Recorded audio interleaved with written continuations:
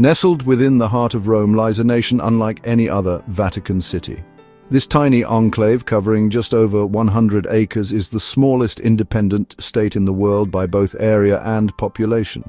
Despite its size, it holds an outsized influence on global affairs, particularly in matters of faith and morality. This tiny independent state is the spiritual center for millions of Catholics worldwide.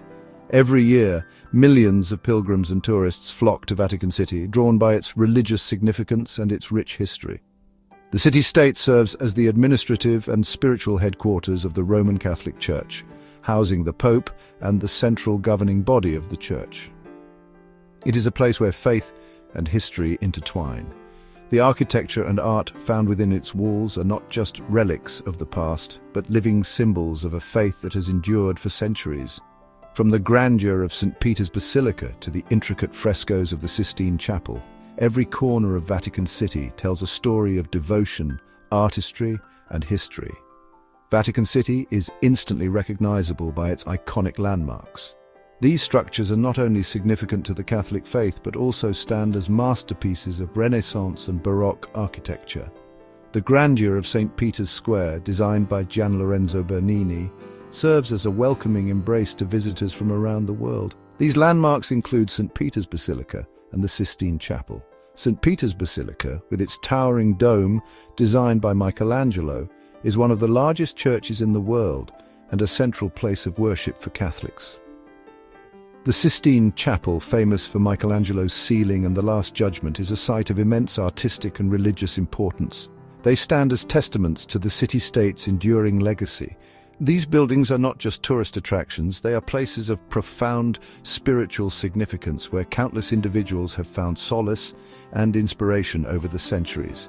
Vatican City is much more than just a tourist destination. It is a living, breathing entity, home to a small but vibrant community of residents, including clergy, Swiss guards, and lay people who work within its walls.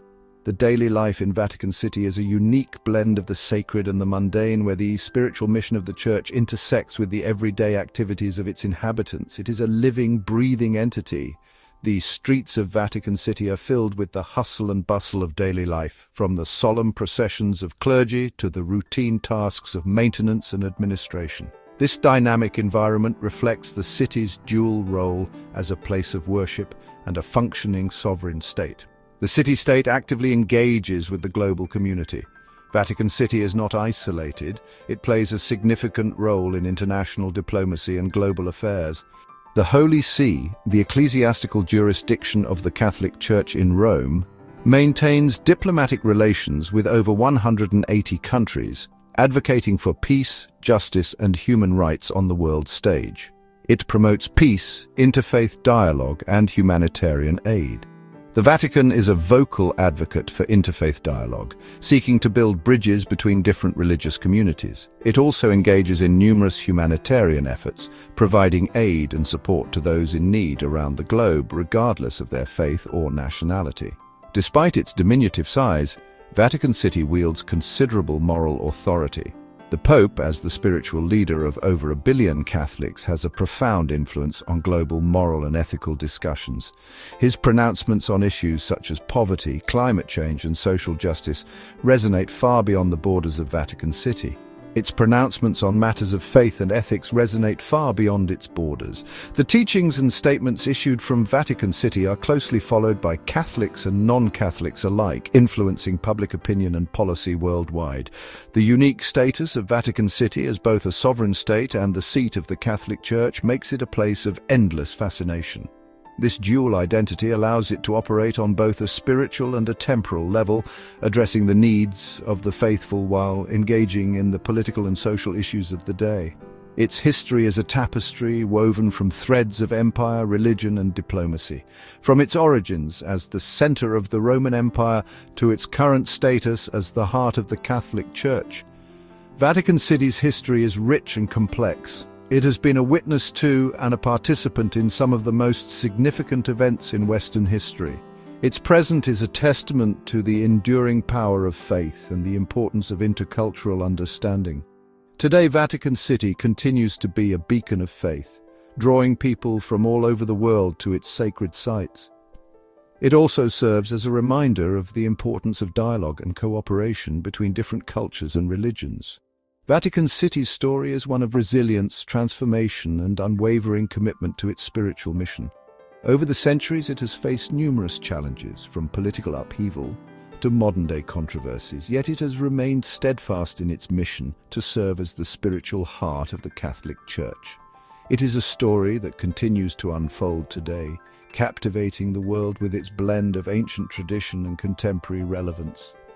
As Vatican City moves forward, it remains a place where the past and present coexist, offering a unique perspective on the enduring power of faith and the importance of global engagement. To understand Vatican City's present, one must journey back in time. The story of Vatican City is deeply intertwined with the history of the Catholic Church and its temporal power. This journey takes us through centuries of political and religious evolution, marked by significant events and transformations. For centuries, the Catholic Church held significant temporal power in central Italy. This power was not just spiritual but also political, as the Church wielded influence over vast territories and populations. The Church's authority extended beyond religious matters, impacting the governance and daily lives of people in the region. This region, known as the Papal States, was under the direct rule of the Pope. The Papal States were a collection of territories in the Italian peninsula that were directly governed by the Pope from the 8th century until the unification of Italy. These states were a unique political entity, blending religious authority with temporal power. This era, spanning from the 8th to the 19th centuries, witnessed the Church's influence at its zenith. The Papal States were a testament to the Church's ability to maintain control over a significant portion of Italy for over a millennium. During this period, the Church not only influenced religious life but also played a crucial role in the political and cultural development of the region. However, the unification of Italy in 1870 dramatically altered the political landscape. The movement for Italian unification, known as the Risorgimento, sought to consolidate the various states and territories of the Italian peninsula into a single nation. This movement ultimately led to the annexation of the Papal States by the Kingdom of Italy. The Papal States were absorbed into the newly formed Kingdom of Italy, stripping the papacy of its temporal power. This event marked a significant shift in the balance of power in Italy, as the Pope's authority was now confined to the Vatican. The loss of the Papal States was a profound blow to the Church's temporal influence. This event created a period of tension between the Church and the Italian state. The Pope, refusing to recognize the authority of the Italian government over the former Papal States, declared himself a prisoner in the Vatican.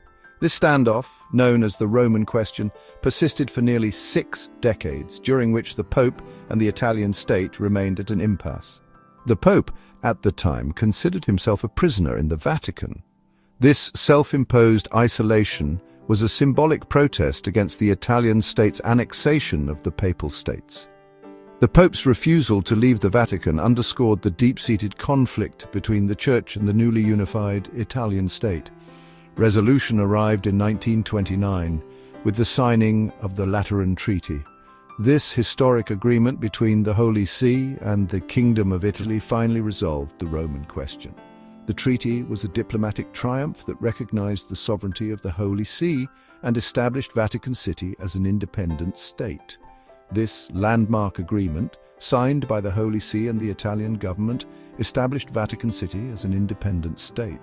The Lateran Treaty granted the Holy See full sovereignty over Vatican City, ensuring its independence from the Italian state. This agreement marked the end of a long-standing conflict and the beginning of a new era for the Vatican. This treaty recognized the sovereignty of the Holy See and granted it territorial dominion over Vatican City. The Lateran Treaty not only resolved the political tensions between the Church and the Italian state, but also laid the foundation for the modern Vatican City. It ensured that the Vatican would remain a sovereign entity, free to govern its own affairs. This historic pact marked a turning point. The Lateran Treaty was a significant milestone in the history of the Catholic Church and the Italian state. It allowed the Church to regain its independence and re-establish its authority within the confines of Vatican City. This agreement also paved the way for the Vatican to become a center of global religious and diplomatic activity. It allowed the Catholic Church to regain its independence and autonomy. The Lateran Treaty ensured that the Vatican would remain a sovereign state free from external interference. This independence has allowed the Vatican to continue its mission as the spiritual and administrative center of the Catholic Church. It also paved the way for the development of Vatican City as we know it today. The Vatican has since evolved into a unique entity serving as the spiritual heart of the Catholic Church and a symbol of its enduring legacy. Today, Vatican City stands as a testament to the resilience and adaptability of the Church throughout history. Vatican City is truly a place of remarkable contrasts. It stands as the world's smallest sovereign state by both area and population. Encompassing a mere 110 acres, it is less than 1/6 of a square mile. To put this into perspective, Vatican City is approximately 120 times smaller than Central Park in New York City. Despite its limited size, Vatican City is home to a diverse and vibrant population. Over 800 residents call this unique city-state home. This population includes the Swiss Guard, renowned for their distinctive, colorful uniforms. It also includes clergymen, nuns, and lay workers who contribute to the daily functions of the Vatican. Vatican City's urban landscape is dominated by its iconic structures. St. Peter's Square, with its sprawling colonnades, can accommodate hundreds of thousands of visitors. Vatican Gardens provide a serene escape within the city walls. Even though it is small, Vatican City is a vibrant hub of activity. Every day, thousands of tourists and pilgrims from around the world flock to its gates. They come to witness its art, architecture, and the spiritual aura that permeates every corner.